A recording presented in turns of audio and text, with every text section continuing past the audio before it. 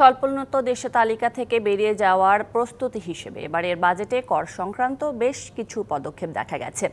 এজন্য স্থানীয় শিল্পের সুরক্ষায় কাঁচামাল ও মূলধনী যন্ত্রপাতি আমদানির ওপর বেশ কিছু কর অব্যাহতি দেওয়া হয়েছে।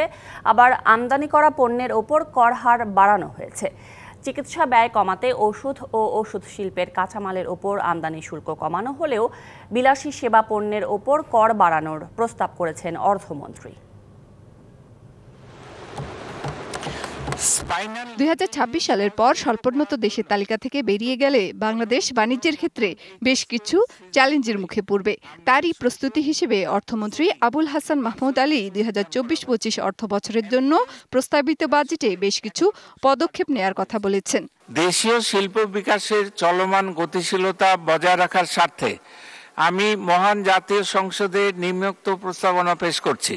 দেশীয় শিল্পের বিকাশে অর্থমন্ত্রী কাঁচামাল আমদানি ও শিল্পের যন্ত্রাংশ আমদানিতে কর সুবিধার প্রস্তাব করেছেন, যার মধ্যে রয়েছে ওষুধের কাঁচামাল আমদানিতে রেয়াতি পণ্যের সংখ্যা বাড়ানো, দেশীয় কার্পেট শিল্পের কাঁচামাল পলিপ্রোপিনিল ইয়ার্নের আমদানি শুল্ক কমানোয় দাম কমবে দেশীয় কার্পেটের। শিল্পের কাঁচামাল হিসেবে ম্যাঙ্গানিজের উপর আমদানি শুল্ক কমানো হয়েছে।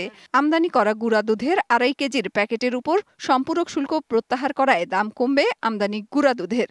কার্পেট উৎপাদনকারী শিল্পের কাঁচামাল পলিপ্রোপিলিন ইয়ার্ন আমদানিতে আমদানি শুল্ক সিডি 10% হতে হ্রাস করে 5% নির্ধারণ করা হয়েছে। দেশীয় পানি শোধনকারী যন্ত্রের শিল্প খাতকে রক্ষায় আমদানি করা এই শিল্পের যন্ত্রের উপর কর বাড়ানো হয়েছে। দাম বাড়বে আমদানি করা সুইচ সকেটের। দেশীয় ইলেকট্রনিক্স শিল্পকে রক্ষায় কর রেয়াতি সুবিধা দেয়া হয়েছে। দেশীয় ফোন শিল্পের বিকাশে কাঁচামাল আমদানিতে রেয়াত সুবিধায় পণ্যের সংখ্যা বাড়ানো হয়েছে।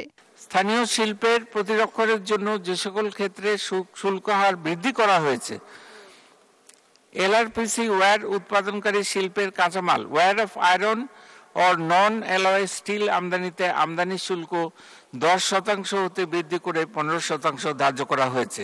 তবে বেশ কিছু বিলাসী ও চটকদার খাবারের উপর কর হার বাড়ানো হয়েছে। এর মধ্যে আইসক্রিমের উপর সম্পূরক শুল্ক 5% থেকে বাড়িয়ে 10% করা হয়েছে।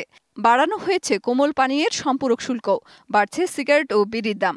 সম্পূরক শুল্ক বাড়ানোয় মোবাইল ফোনের সেবার দামও বাড়বে। সিগারেটের নিম্ন স্তরে 10 শলাকার মূল্য স্তর 50 টাকা ও তদূর্ধ্ব এবং সম্পূরক শুল্ক 60% ধার্যের প্রস্তাব করছি। ভ্যাট বাড়ানোর কারণে দাম বাড়বে আম, পেয়ারা ও তেঁতুলের জুসের। দাম বাড়বে বিদ্যুৎ সাশ্রয়ী bulb, CC camera, generator, tubelight, air conditioner এবং ফ্রিজের দাম। বাড়বে অ্যামিউজমেন্ট পার্ক ও থিম পার্কের খরচ।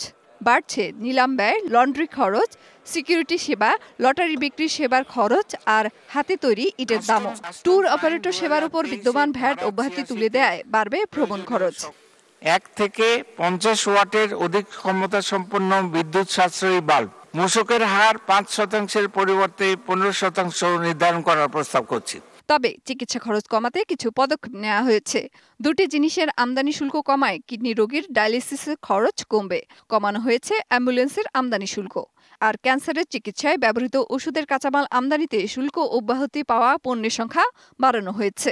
কিডনি রোগীর ডায়ালিসিসে ব্যবহৃত অতীব প্রয়োজনীয় উপাদান কিডনি ডায়ালিসিস ফিল্টার ও সার্কিট আমদানির জন্য নতুন এইচএস কোড সৃজন করে আমদানি শুল্ক সিডি 10% হতে হ্রাস করে 1% করা হয়েছে।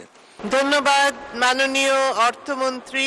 মেহের মনি, ডিবিসি নিউজ, ঢাকা। নগদে 500 টাকা বা তার বেশি পেমেন্টে পেতে পারেন ঢাকায় জমিসহ 20 কোটি টাকার পুরস্কার।